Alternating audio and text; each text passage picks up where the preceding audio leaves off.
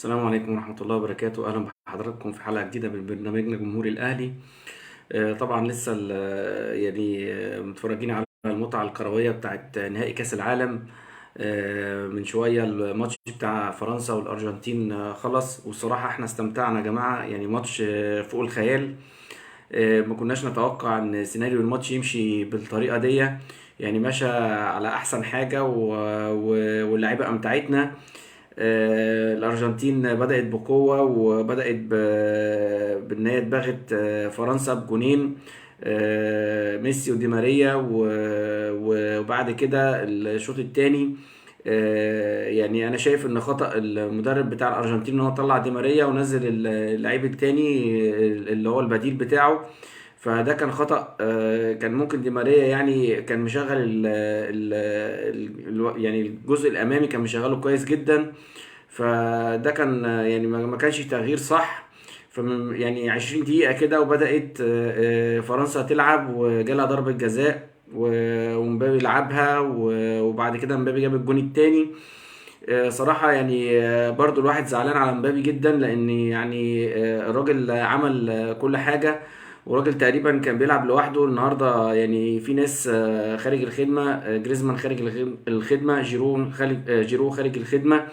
الاثنين الافارقه، ترام والراجل التاني ده برضو اللي نزل معاه خارج الخدمه، كل ما يرفع مبابي حاجه على دماغه تجلي منه، ما يلعبش ولا كوره يعني صح. فيعني الراجل كان يعتبر بيلعب لوحده. فرقة طبعا الأرجنتين كانت أحسن، وكانت على الأقل الفرقة بتساعد ميسي إن هما يعني يخطفوا الماتش في الثواني الأخيرة، وجابوا فعلا الجون الثالث، وكان خلاص كنا كلنا بنقول خلاص هنحتفل وبتاع وهنخلص من الموضوع ده. بس برضو جاء الجون الثالث ضربة جزاء مبابي، برضو الراجل دخل شاطها. الراجل ده يا جماعة عالمي، يعني أنا مش قادر أصدق لحد دلوقتي إن الراجل يشوط 2 بلن ويخش يعني في أول بلانتي كده، بسم الله الرحمن الرحيم، لفرنسا، هو يلعب أول بلن. فيعني الراجل عنده أعصاب من حديد، وراجل فعلا لعيب عالمي، ولعيب يستاهل. كنا يعني نتمنى ان هو يكسب. طبعا احنا يعني ولا منحازين لدول، وانا يعني انا مش منحاز ولا الارجنتين ولا فرنسا، انا بتكلم على الفرقتين سواء. يعني احنا كنا بنشجع اللعبة الحلوة، بس هي كانت اخر فرصة لميسي ان هو خلاص بقى ياخد البطولة بتاعت الارجنتين دي، ويبقى كده حقق كل البطولات. ما شاء الله ميسي ما فيش بطولة ما جلت منه، حقق كل البطولات. بطولات مع برشلونة، بطولات في فرنسا، بطولات مع باريس سان جيرمان، بطولات مع المنتخب، كده خلاص اخد كاس العالم. فكده ما فيش ولا بطولة هو الراجل ما حققهاش، حقق كل البطولات ما شاء الله يعني. طبعا بقى مبابي بقى حظ اوفر في كأس العالم القادمة ان هو يجيب تاني كأس عالم. راجل طالع هداف البطولة ما شاء الله، يعني راجل 8 اهداف وحاجة عظيمة جدا ان انت تجيب هاتريك في نهائي كأس عالم، ده حاجة جامدة جدا. فيعني الراجل ما شاء الله كان ماتش حلو جدا واستمتعنا. وكنا كلنا قاعدين كده اللي هو يعني خلاص نبعت نحتفل بمبابي، يقوم ميسي رادد، نبعت نحتفل بميسي يقوم مبابي رادد. فيعني كان ماتش ممتع جدا. ننتقل بقى خلاص كده كأس العالم خلاص، وطبعا دلوقتي بقى احنا بنعد الكأس العالم للأندية. الأهلي طبعا زي ما عرفنا الاتحاد الدولي اختار المغرب ان هي تشارك يعني في تنظيم كأس العالم للأندية. وطبعا اللي كان اخذ البطولة السنة اللي فاتت الوداد المغربي، وطبقا للوائح بتاعة الفيفا ان المفروض ان مفيش فرقتين من نفس البلد يشتركوا في الكأس العالم للأندية. الأهلي هيشترك كوصيف للبطولة. طبعا سامعين ان الرجاء المغربي طلع وقال ازاي ومش ازاي ومش عارف ايه. الرجاء المغربي يعني كان مشارك في الكونفدرالية، والكونفدرالية يعني ما لهاش علاقة ببطولة افريقيا. يعني احنا بنتكلم على البطولة الرئيسية لافريقيا، هي دوري الابطال. الكونفدرالية دي بتبقى درجة تانية، ما يعني مش زي دوري الابطال خالص. خصوصا ان انت اللي بيخسر فيها بيتحول يعني بيخسر في دوري الابطال بيتحول في الكونفدراليه. فانت ازاي خسرت في دوري الابطال وتحولت الكونفدراليه وعايز تلعب باسم افريقيا؟ فده ما ينفعش ان انت تتكلم في حاجه زي كده يعني.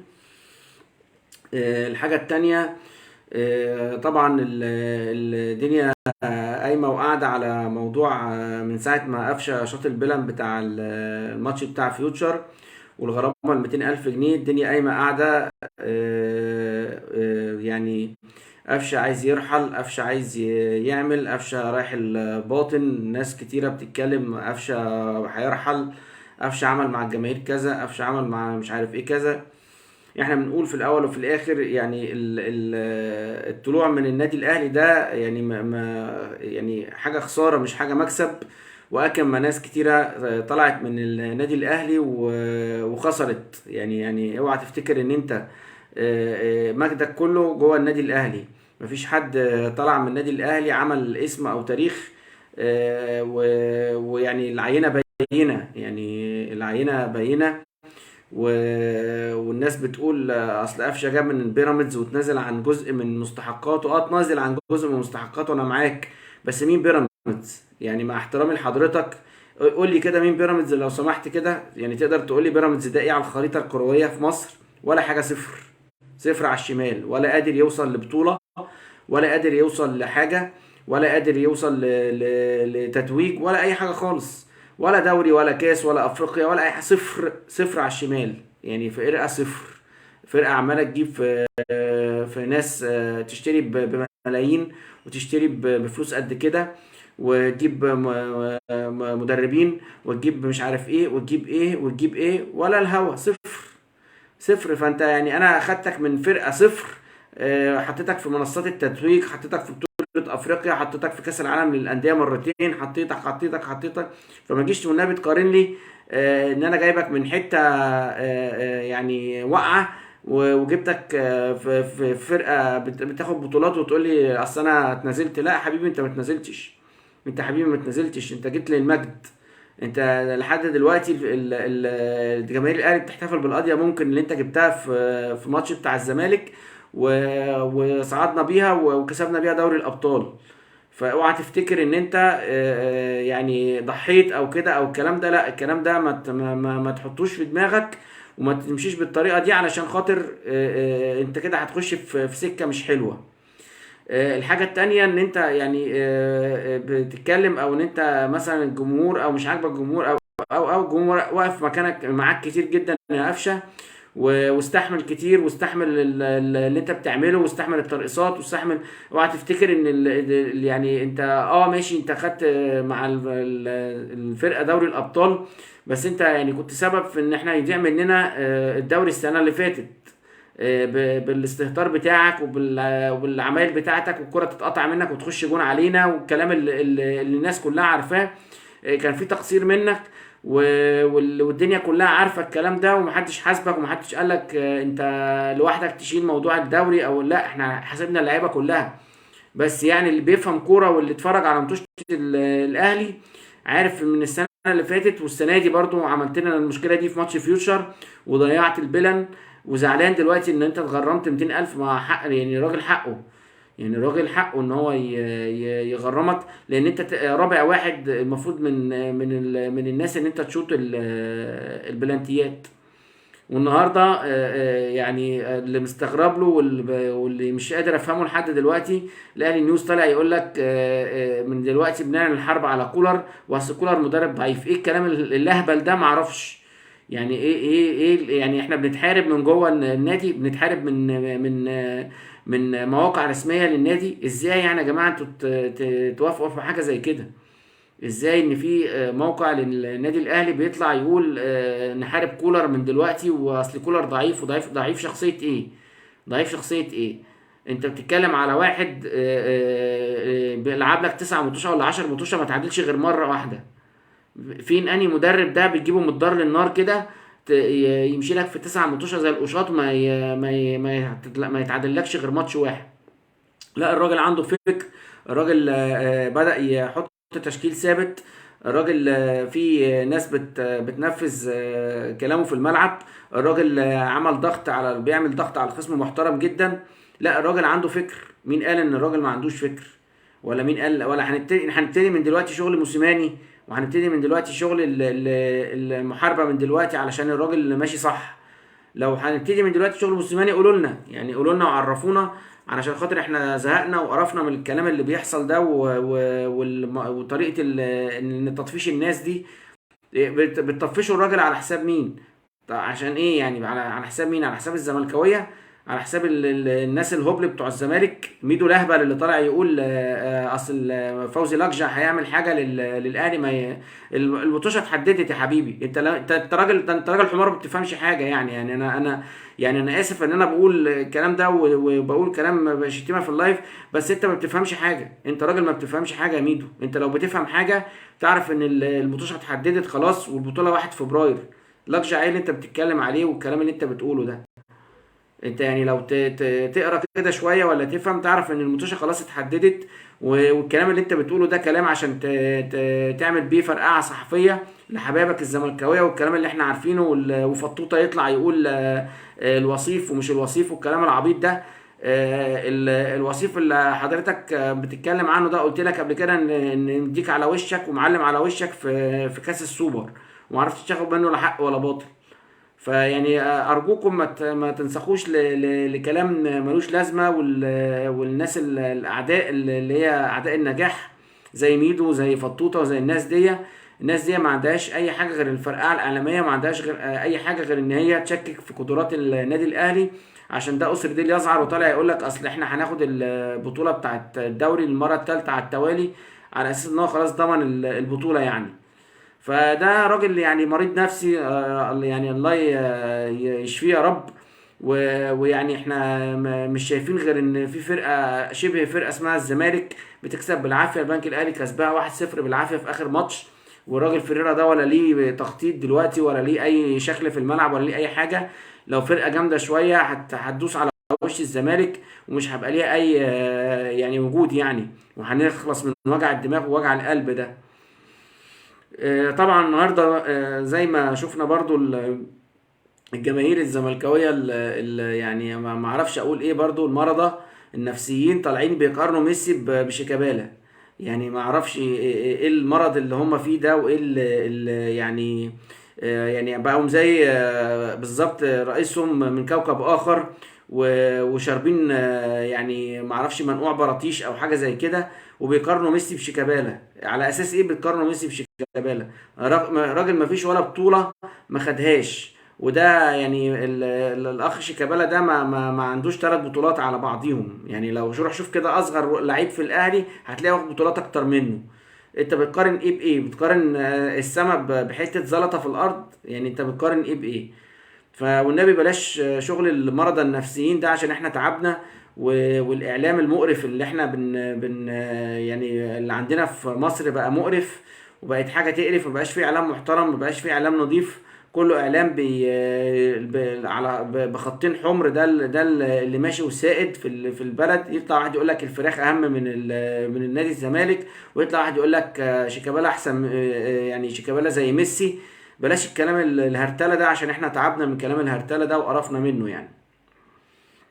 الحاجه التانية برضو زي ما اتكلموا على قفشه بيتكلموا برضو عن حسين الشحات. وحسين الشحات عامل مشاكل في التجديد، وعامل مشاكل في مش عايز يجدد وعايز يرفع عقده زي قفشه ما عايز يرفع عقده. طيب حسين الشحات احنا جبناه من العين ب 150 مليون، والزملكاويه قعدوا ماسكينها لنا 150 مليون 150 مليون 150 مليون. طب يعني يا حسين يعني انت اتنزلت كل حاجه، ونفس اللي قلته لمجدي قفشه هقوله لك.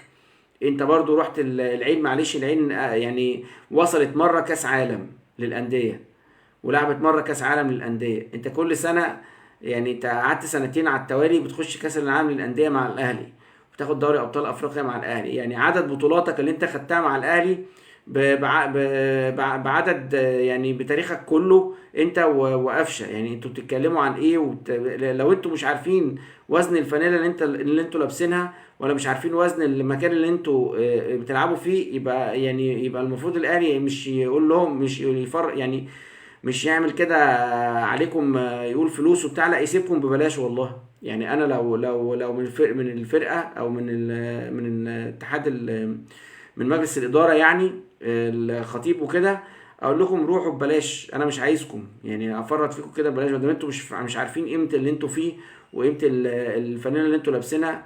ايه يعني ايه حكايه ان اصل لا اصل احنا بناخد 7 هنا، والراجل الاعلام المعروف يطلع يقول لك اصل الاهلي اخره 7، سقفه 7، وفيوتشر ب 13، ومش عارف، وبنك الاهلي ب 13. هقول لك نفس الكلام اللي قلت لك على بيراميدز، هقول لك نفس الكلام اللي قلت لك على بيراميدز. ايه بطولات فيوتشر وايه بطولات البنك الاهلي؟ نفس الكلام اللي هقوله لك. هو بالفلوس، هي الكلام بالفلوس. لما فيوتشر ياخد بطولة، اخد كاس الرابطة. هو كاس الرابطة دي يعني ايه كاس الرابطة ده؟ دي حاجة اخترعوها عندنا في مصر، وظبطوها لفيوتشر علشان ياخدها. انما غير كده يعني ما حدش لعب فيها بجدية، والفرق كلها لعبت باللعيبة البودلة، لان اساسا هم زنقوها في وقت يعني ملوش لازمة، ملوش معنى. في ايه يعني انا مش قادر افهم ايه الكلام وبعدين كمان يعني المحاباه معروفه. يعني اذا كان كل البلد بتحابي الزمالك، ورئيس الوزراء زملكاوي، ورئيس اتحاد الكره زملكاوي، وكل الكلام اللي احنا عارفينه ده، ما رئيس الرابطه اللي ماسك فيوتشر، فطبيعي ان هو برضه يحابي الفيوتشر عادي يعني ما فيهاش مشكله يعني لما ما ياخد كاس الرابطه يعني. دي مش بطوله، يعني دي مش بطوله، ولسه ما بنتش في مصر خالص. اه احنا متاخرين في موضوع الرابطه ده، بس دي مش بطوله يعني تندرج على البطولات. يعني الكلام ده بره، يعني الكلام ده بره. انما هنا في مصر لسه الدوري زي ما هو، والكاس زي ما هو، بطوله الرابطه دي لسه جايه جديد على الدوري المصري يعني.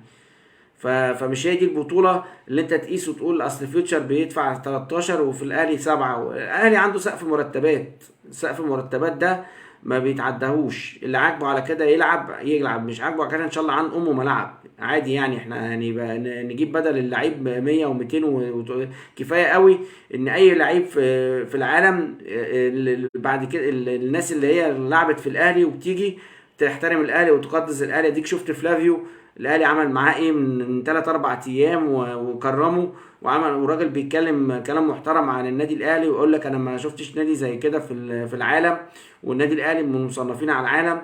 كذلك كل الناس المحترمه اللي لعبت في النادي عارفه قيمه النادي الاهلي، عارفه قيمه النادي الاهلي. انا ماليش دعوه ان انت اعلامي مش عارف قيمه النادي الاهلي، وبتتكلم بتقول اصل قفشه، واصل حسين الشحات تعديل، ومش عارف ايه وبتاع والكلام ده. اللي مش عاجبه يمشي، اللي مش عاجبه يمشي.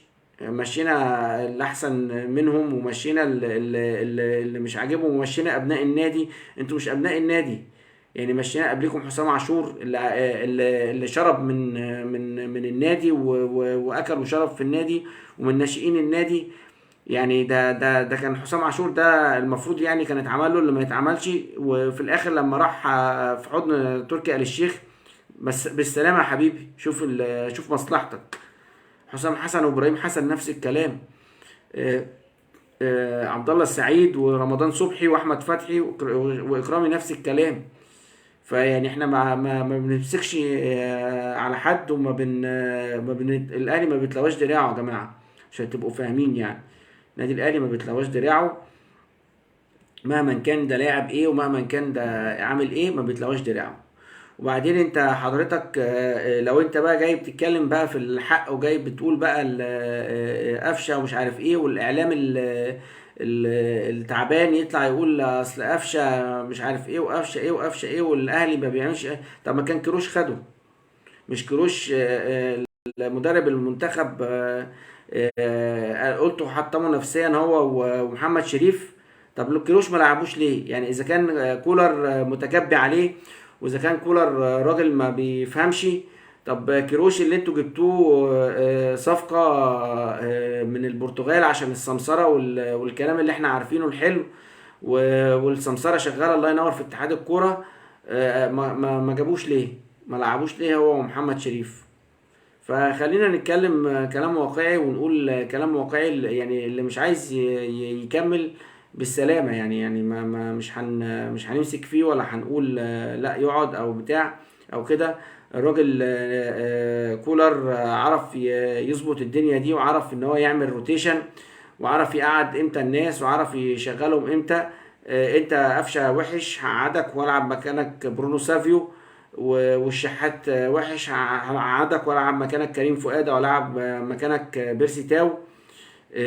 يعني الفترة اللي هي اللي بين الكولر وبين الراجل سواريش، وقبل وبعد ما مشى موسيماني، او قبل ما يمشي موسيماني بشوية، اللعيبة دي كانت يعني كانت خلاص يعني ريحت كده وانتخت وخلاص، وافتكرت ان هي خلاص ضمنت مكانها. لا يعني لازم انت الراجل الكولر يعني خلاهم على كف عفريت، ودب الحياة فيهم من تاني. في ناس بدأت تاني تدب الحياة فيها من أول وجديد، زي كريم فؤاد الراجل يعني خلاه يلعب من أول وجديد تاني. عمرو السولية برضو بنشوفه الماتش اللي فات يعني في ماتش بيقع منه، بس في ماتش تاني بيبقى كويس. حمدي فتحي لما بيبقى وحش الراجل بيغيره ويلعب مكانه حد تاني. فالراجل لا، الراجل مش يعني مش من الصعب قوي ان انت تحكم عليه دلوقتي بعد 9 ماتشات وتقول عليه اصله ضعيف الشخصيه. ضعيف شخصيه ايه يعني؟ ايه سبب ان انت تقول اصل الراجل ضعيف الشخصيه؟ اصله ساب قفشه يلعب؟ اصل هو ايه هيخش يمسك في قفشه جوه الملعب، ولا هيخش يضرب قفشه على ايديه يقول له انت عملت ايه؟ ايه الكلام الساذج ده يا جماعه؟ وايه ما بتحصل في جميع الفرق ومحدش بيقول اي حاجه يعني؟ ولا هي علشان حصلت في النادي الاهلي فنبتدي نمسك في الحاجه وازاي ومش ازاي وايه المشكله لما طلع راجل في المؤتمر الصحفي وقال انا ما اعرفش ايه اللي خلى قفشه يلعب البلن يعني؟ يعني ده يعني مش عيب على فكرة؟